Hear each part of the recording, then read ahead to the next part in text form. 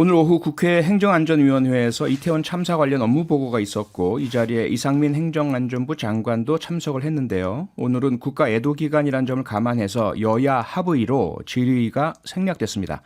그러자 현장에서 강한 반발이 있었는데요. 어떤 상황이었는지 한번 들어보시죠. 행정안전위원회 전체 회의를 진행하는 것이 말이 안 됩니다. 당연히 국민들을 대신해서 정부에게 질문을 해야 하고, 이거는 윤석열 정부가 참사를 대하는 태도입니다. 아무 말도 하지 말고 그저 숨어만 하라라고 이야기하고 있는 윤석열 정부의 태도에 도대체 왜 국회가 행정안전위원회가 들러리를 서야 합니까? 네, 방금 들으신 목소리는 국회 행안위 활동하고 있는 용해인 기본소득당 대표입니다. 용해인 대표는 곧바로 행안위를 퇴장하기도 했는데요. 지금부터 직접 연결해서 입장 들어보겠습니다. 용해인 대표님 연결되어 계시죠? 네, 안녕하세요. 기본소득당 용혜인입니다. 네, 저희가 직접 이제 의원님 목소리 들었는데요. 윤석열 정부의 현재 태도에 대한 답답함 토로하신 것으로 저희들이 이제 이렇게 들었습니다.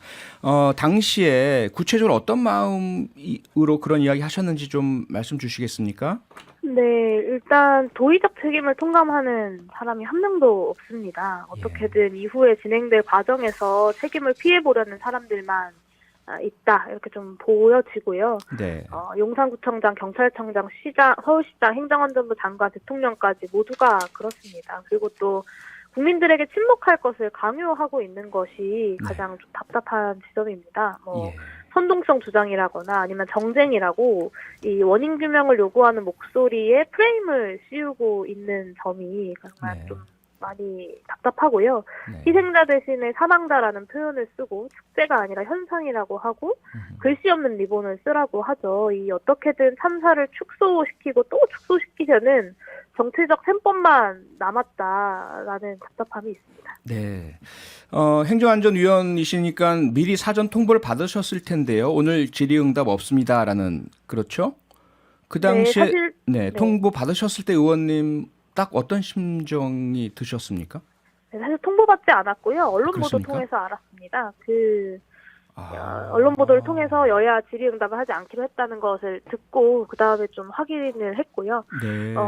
좀 이게 참사를 대하는 윤석열 정부와 여당의 태도다라고 생각했습니다. 아무 말도 하지 말아라. 네. 라는 건데 도대체 왜 여기에 국회가 들러리를 서야 하는지 좀 이해하기가 어렵습니다.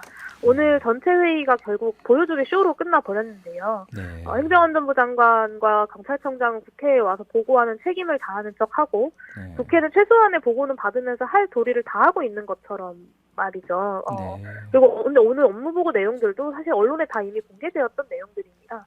그러니까 사실 정부 관계자들 지금 사고 수습에 굉장히 바쁠 거고 네. 국회의원들은 대책 마련에 바빠야 하는데 이 회의를 열어서 대책을 마련하기 위해서 머리를 맞대고 논의할 게 아니면 도대체 왜 이런 회의를 여는가. 차라리 오늘이 아니라 일정을 더 늦춰서 제대로 논의할 수 있을 때 하는 게 맞다라고 생각했고요. 네. 이렇게 합의한 야당도 사실 문제입니다. 여당이 질의를 하겠다고 하면 업무보고 안 한다라고 여당이 나왔다고 하더라고요. 네. 근데 이에 대해서 현안을 파악이라도 하고 있어야 되니까 이렇게 합의했다라고 하시던데 사실 오늘 업무보고 내용들 어차피 다 언론에 보도되었던 내용들이고 예. 경찰청장은 국회 오기 직전 오늘 오전에 기자회견을 하고 왔습니다. 그런데 이 업무를 파악을 못하고 있어서 전체 회의를 열어서 업무를 파악이라도 한다? 저는 말도 안 되는 이야기라고 생각합니다. 네.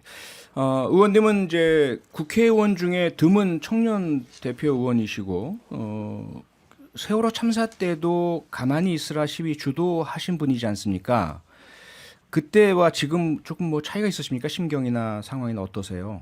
네, 사실 좀 많이 그때와 마찬가지로 많이 참담한데요. 네. 어떻게 하루아침에 이렇게 많은 사람들이 이런 참사로 목숨을 잃을 수 있나 가장 좀 참담하고 이해되지 않는 부분입니다. 그런데 더 문제인 것은 참사에 대해서 어떤 의견이나 이견이나 혹은 의문도 갖지 말라라는 정부의 태도가 똑같습니다. 이게 박근혜 정부 때도 그랬는데요. 당시에 대통령이 나와서 눈물을 흘리면서 기자회견을 여는데 네. 희생자들을 추모하는 시민들은 또 잡아가뒀거든요. 지금은 어떤가? 그러니까 추궁의 시간이 아니라 추모의 시간이라면서 참사가 발생한 것에 대해서 어떤 의문 혹은 문제를 제기하는 이들에게 정쟁이라는 프레임을 씌우고 있습니다. 네. 저는 오늘 행안위 업무 보고도 그렇고 사람들의 입을 틀어막으려고 하고 있다라고 생각합니다. 네. 156명이 사망하는 참사가 발생했는데 행정안전부 장관 기자들하고는 질의응답을 하면서 국회에 와서는 5분 업무보고하고 가버렸거든요.